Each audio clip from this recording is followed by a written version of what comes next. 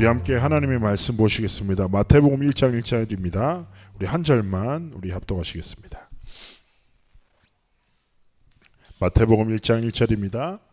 함께 합독하십니다. 아브라함과 다윗의 자손 예수 그리스도의 계보라. 아멘. 오늘 우리 말씀의 제목은 예수 그리스도의 세계라라는 제목이죠. 원래 개역 개정 이전에 성경에서는 예수 그리스도의 세계라라고 기록되어 있습니다. 자, 오늘 우리 마태복음을 처음으로 시작하는 1장을 우리가 이제 통해서 하나님 주신 중요한 말씀을 깨달아야 될 건데요. 자, 이 마태복음을 쓴 사람이 누구냐면 마태죠. 근데 이 마태가 직업이 뭐였냐면 세리였어요.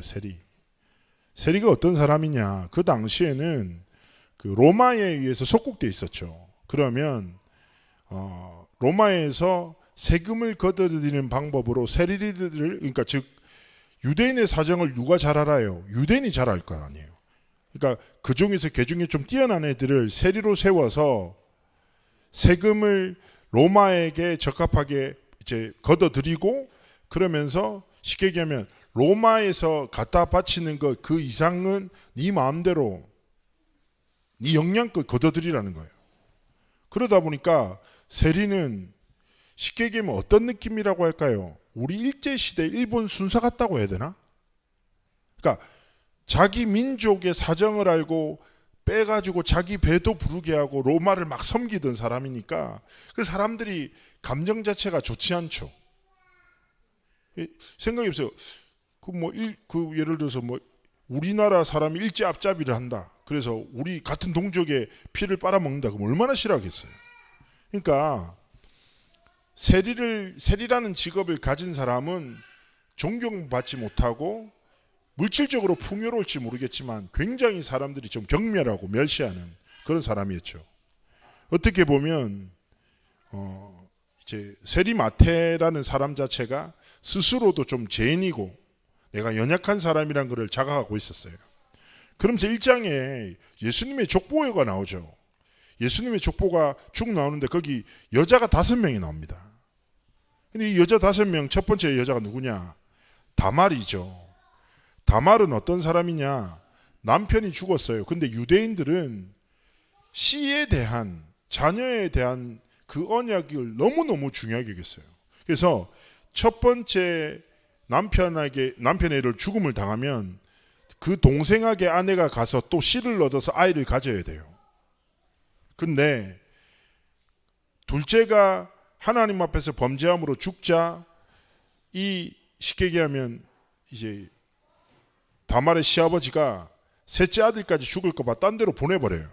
그러니까 다말이 쉽게 얘기하면 분장해서 시아버지와의 잠자리를 통해서 아기를 가지게 되거든요. 사실은 이게 언약적 관점에서 하나님의 언약에서 볼 때 소중한 거지만 세상 사람들 관점으로 볼 때 충격적인 일이잖아요. 또 다른 사람 누굽니까? 라합이죠. 라합은 누구입니까? 여리고 성의 기생이었습니다.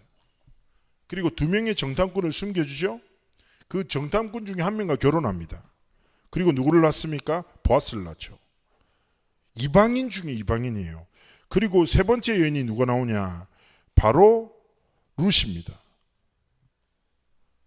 룻 역시도 이방 여인이에요. 남편이 죽어서 시어머니를 쫓아서 끝까지 왔죠. 그래서 보아스, 즉 라합의 아들과 결혼하고 아이를 놓잖아요. 그 보아스의 어머니인데 룻이 보아스와 결혼해서 오벳을 낳고 오벳은 이세를 놓고 다윗을 놓게 되죠. 무슨 말이냐면 예수 그리스도의 족보에 이방 여인들이 막 들어가 있어요. 그리고 네 번째 여인이 누구냐? 여기서는 바세바라는 이름이 안 나옵니다. 우리아의 아내라고 하죠. 하나님이 다윗의 범죄를 여기도 담아두셨어요. 그리고 이 일을 통해서 솔로몬을 주셨고, 5번째 여인은 마리아입니다. 마리아를 빼고는요, 이 4명의 여자들이 세상적으로 볼 때 흠이 있는 죄인들이에요. 그리고 이방인들이에요.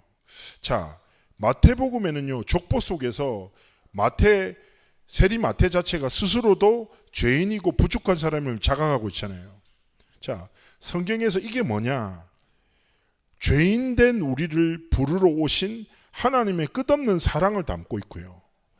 예수님의 족보에 이방인들이 왜 이렇게 기록되어 있겠습니까? 237을 전도와 선교를 향한 하나님의 정말 절대적인 계획이 성경의 시작부터 담겨져 있거든요. 그래서 우리가 하나님 앞에서 마태복음을 딱 우리가 처음 마주하면서 처음 깨달아야 될 게 뭡니까? 뭐냐? 죄인된 우리를 하나님이 사랑하셔서 우리를 부르신 것이구나.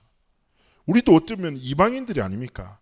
근데 하나님은 이방인된 우리를 하나님의 복음을 통해서 우리를 부르셔서 하나님의 자녀로 삼으셨죠. 그래서 중요한 것은 무엇입니까? 성경 자체가 사복음서 모든 마태복음의 시작이 하나님의 사랑의 여정인 거예요.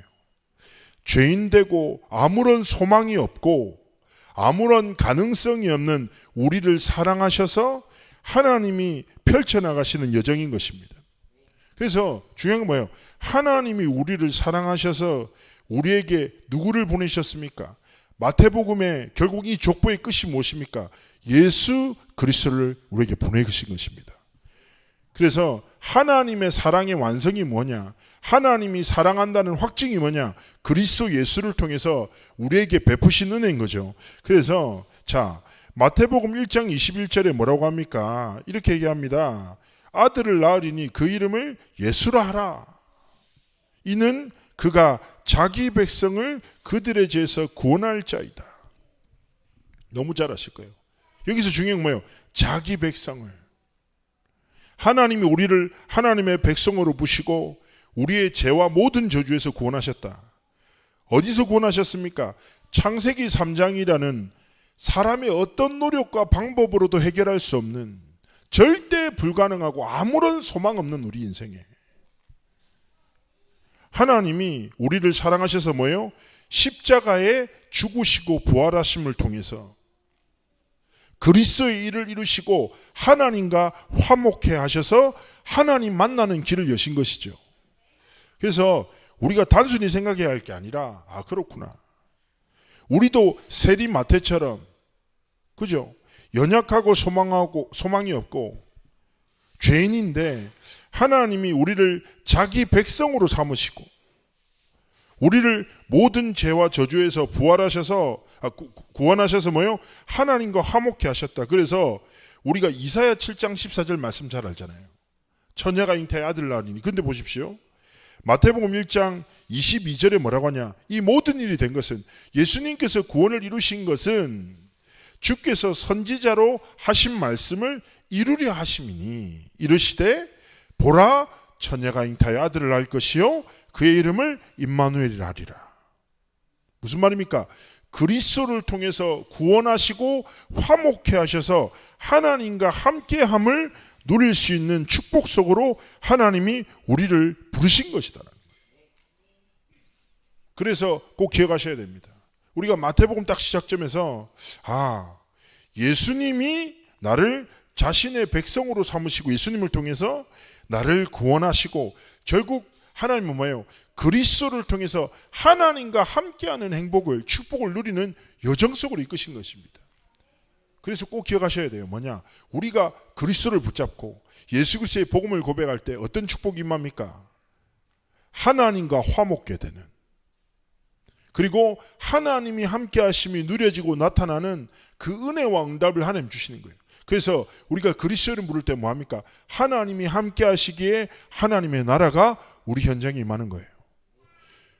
우리가 진짜 예수 그리스도의 복음을 붙잡을 때 하나님의 나라가 일어날 뿐 아니라 하나님이 함께 하시기에 성령의 내주인도 충만한 모든 역사가 시작되는 것입니다.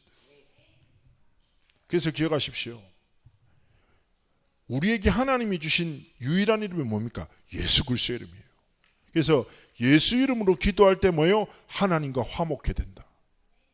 하나님과의 관계가 회복된다. 그죠? 그리고 예수 이름으로 기도할 때 뭐예요? 하나님이 나와 함께 하신다. 하나님이 함께 하실 때 하나님의 나라가 임하고 성령 충만함의 권능을 누리게 된다. 그래서 우리는요, 한계를 만나고 문제를 만나고 갈등을 만날 때마다 어떤 이름을 부르요? 예수 그리스도의 이름을 부르는 겁니다. 그리고 그 복음 속으로 들어가는 거죠. 사역을 하다 보면 이런저런 문제를 만난 사람들 많이 만납니다. 그리고 간증도 듣고 사역도 하게 되고. 근데 요즘에는 워낙 중독의 문제도 많고, 생각해 보세요. 중독에 빠진 사람을 사역하기가 쉽지가 않습니다. 이미 딱 정신적으로 문제가 와 있기 때문에. 근데 사역할 때마다 뭐 얘기하겠습니까? 뭐 사역자들은 어떤 문제를 만나든지 그리스도의 복음을 전하죠. 제가 전에 어떤 일이 있었냐면, 한 집에 사역을 하러 갔는데 이 엄마가 제발 자기 아들 한번 만나달라 해서 이제 갔어요. 근데 이 아이가 얼마나 대단한 애냐면 게임 중독자거든요. 메이플 스토리라고 어른들은 모를 텐데 뭐 이 게임을 왜 하지 싶을 정도의 어떤 유치찬란한 그런 게임을요. 애가 하루에 14시간씩 하는 거예요. 공부도 잘하던 애인데 어릴 때 랩런트로 자랐는데 게임 중독 빠진 거죠. 근데 얘가 얼마나 이제 간이 크냐면 구역 예배를 거실에서 하잖아요. 그러면 이제 애가 눈치로라도 들어갈 텐데 얘는 헤드핀 끼고 게임합니다. 누가 와도 인사도 안 해요. 목사님이 와서 막 설교해도 그 자리에 앉아서 게임을 그대로 하는 애예요. 그러니까 강심장이죠, 얘가. 근데 이제 그런 애를 한 번만 만나달라고 이제 부모님도 이제 워낙 이제 갈급하니까 그러셨겠죠. 그래서 제가 딱 들어갔는데 쳐다를 보겠습니까, 얘가 저를. 그 옆에 앉아서 게임하는 거 한 10분 정도 봤거든요. 가만히 앉아가지고. 그래서 제가 딱 그때 이제 생각이 든 게 사실은 게임 중독이 문제인가? 문제지. 그렇잖아요. 근데 문제인가? 얘 인생의 진짜 문제는 뭐지? 하나님 떠난 건데. 내가 게임 중독을 해결하려고 하면 돼요? 안 돼요? 안 돼요. 게임 중독을 얘 삶의 문제로 정의하면 안 돼요. 나는 그래 그리스도를 통해서 하나님과 화목해되고 임마누엘 축복을 누린 게 인생이 참 행복이고 그네 모든 답이 있는데 나도 얘 문제를 게임 중독으로 계속 보고 있는 거예요. 제 마음이. 그러다가 내가 생각을 딱 바꿨지. 얘 인생에 그리스도가 주인 되시면 게임해도 괜찮아. 게임 문제가 아니에요. 딱 그때 보니까 게임이 재밌어 보이는 거예요. 그래서 내가 옆에 딱 한마디 했어요. 재밌냐? 이랬더니 얘가 대답도 안 하고 혼잣말로 재밌으니까 하지 이렇게 얘기하는. 막 이렇게 엄청 화나. 뭐 진짜 잘 아는 놈이었으면 바로 한 대 때렸는데. 그래가지고 딱 하다가 내가 할 말이 없잖아요. 말도 안 되는 소리를 했다니까요. 뭐라고 했냐면 이 어른들은 이해하실 수 있을지 모르겠지만 젊은 세대는 이해할 건데 레벨업은 노력인데 아이템을 먹는 건 은혜거든요. 무슨 말이 이게 뭐냐면 열심히 하면 레벨은 올라가. 근데 아주 특별한 아이템은 아무나 가질 수 없어. 어느 날 확 와야 된단 말이에요. 그래서 내가 딱 이렇게 얘기했어요. 얘한테 너 먹고 싶은 아이템 있지 않냐? 무기 중에 뭐 먹고 싶은 거냐? 이러니까 얘가 있다는 거예요. 칼을 하나 뭐 진짜 먹고 싶은 게 있다는 거예요. 내가 그 칼 먹는 방법 가르쳐 줄까? 이렇게 얘기했거든요. 그러니까 얘가 처음으로 저를 딱 쳐다보는 거예요. 어떻게 할 수 있냐고. 그래서 내가 바로 진짜 이렇게 했어요. 무엇이든지 내 이름으로 구하라. 그럼 내가 그대로 시행하리라. 예수 이름으로 기도하면 아이템 먹을 수 있어. 이렇게 얘기했어요. 엄마 표정 어두워지고 사역자 잘못 불렀다 이거지. 저게 여기 왜 와서 저런 이제 헛소리를 하냐 이거예요. 그래가지고 나도 무슨 말하는지 몰라. 그래가지고 진짜 기도하면 먹을 수 있다고 딱 했는데 제 그 다음 주 갔는데 얘가 집 앞에 나오더니 나한테 인사를 하는 거예요. 진짜 먹은 거예요. 옵션도 되게 좋은 걸로. 그래서 얘가 마음을 딱 열기 시작했잖아요. 그래서 내가 10분만 얘기하자. 10분만. 나도 니랑 길게 시간 보내고 싶지 않다. 니도 할 일 많지 않냐? 나도 할 일 많다. 10분만. 그래서 제가 하나님의 복음을 짧게 얘기해 줬거든요. 자, 중요한 것은 무엇입니까? 저는 확신하는 바가 뭐냐? 우리가 문제를 만나면 문제를 해결하려고 계속 집중해요. 그러다 보면 어떻게 돼요? 더 깊은 문제에 빠져들어요. 그 문제가 내 마음과 생각이 돼요. 그런데 분명히 뭐예요? 성경에 말하는 인생의 근본 문제는 뭐예요? 하나님 떠난 거, 죄와 저주와 사단의 권세에 갇혀 있는 게 문제라니까. 그런데 우리는 다른 문제에 빠져가지고 그 문제 속에 세명이 있고 또 더 깊은 문제를 만나고 한다니까요. 그래서 예수 그리스도를 진짜 주라 고백할 때 어떻게 된다고요? 하나님과 화목해. 하나님과의 모든 관계가 회복된다. 그래서 그 친구 어떻게 됐을 것 같습니까? 간단해요. 그러면서 복음을 듣고 예수님을 영접했는데 게임을 하는데 재미가 없어져. 그래서 시간이 점점 줄어들어. 시간이 생기니까 학교를 다시 가고 싶어해. 학교를 다시 가고 싶어서 제가 한마디 했다니까요. 야, 게임을 하는 놈이 있고 게임을 만드는 놈이 있어. 게임을 하는 놈들은 거기 인생을 갖다 바치는데 게임을 만드는 놈은 그걸 통해서 세계를 움직여. 너는 게임을 하는 놈이 될래 만드는 놈이 되고 싶어. 이왕이면 만드는 놈 돼야죠. 그럼 컴퓨터를 제대로 공부해야지. 그러면서 제가 닌텐도라는 세계적인 게임 회사를 막 설명해 줬거든요. 그러니까 얘가 꿈을 가졌다. 지금 일본에서 유학하고 있어요. 자, 무슨 말씀이냐? 기억하셔야 됩니다. 마태복음에서 죄인된 세리 마태가 하나님의 은혜로 그리스도를 만나고 이 성경을 기록했잖아요. 그래서 우리 인생의 최고의 축복은 뭐다? 하나님과 함께하는 복인데, 하나님과 함께하는 복은 뭐예요? 그리스도께서 주인 되실 때 우리 삶이 이루어진다. 딱 이거를 붙잡고 날마다 뭐예요? 임마누엘의 축복 속으로. 나는 연약하지만 전능하신 하나님이 나와 함께 하시고 내 모든 상황을 하시고 하나님과 화목함을 누릴 때 하나님이 모든 것을 회복하신다. 기억하셔야 됩니다. 내가 나를 넘어설 수 없잖아요. 그렇지 않습니까? 저는 어릴 때부터 항상 음식을 좀 빨리 먹어요. 그래서 입에 뭘 묻혀. 그래서 저희 어머니가 일평생 저한테 얘기했거든요. 형길 천천히 먹어라. 한 번에 많이 먹지 마라. 너는 사람이다. 뭐 이런 예를 이렇게. 근데 결혼한 뒤에 정혜은도 저한테 진정해라. 뭐 이런 여러 가지 표현한단 말이죠. 근데 제 가까이 있는 팀 애들도 제가 이제 찬양팀 이렇게 섬기고 사역하다 보면 항상 제가 음식을 먹을 때 주변에 있는 팀원들이 휴지를 갖다 줘요. 목소리 고추까지 여기 붙어 있다고 이렇게 얘기할 정도로. 이제 무슨 말이냐? 우리의 삶의 작은 습관조차도 내가 마음대로 할 수 없다는 말이에요. 그렇지 않습니까? 그런 연약한 자예요. 그렇기 때문에 하나님이 우리의 연약함에 낙심하지 말고 소망을 주셨다니까요.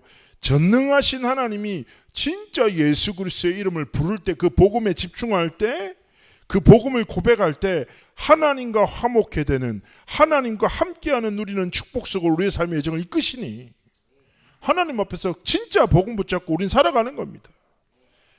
진짜 이 복음의 완전함을 깨달을 때 우리가 연약할 때가 강함이고 우리의 연약함을 통해서 그리스도의 완전함이 나타난다고 하는 바울의 고백이 우리의 삶의 고백이 되는 겁니다. 자, 그러면서 오늘 되게 중요한 한 가지입니다. 세 번째 뭐냐? 오늘 제목이 무엇입니까? 예수 그리스도의 세계라. 무슨 말이에요? 정말 우리의 신앙의 고백이 돼야 됩니다. 237 나라의 주인이 현재 전 세계 인구가 79억 정도입니다. 79억의 모든 사람의 생사화복과 흥망성쇠의 주관자가 누구십니까? 예수 그리스도. 그래서 우리가 살아가는 모든 삶이, 우리의 삶의 여정이 예수 그리스도의 세계 속에 속한 자임을 믿으시기를 축복합니다.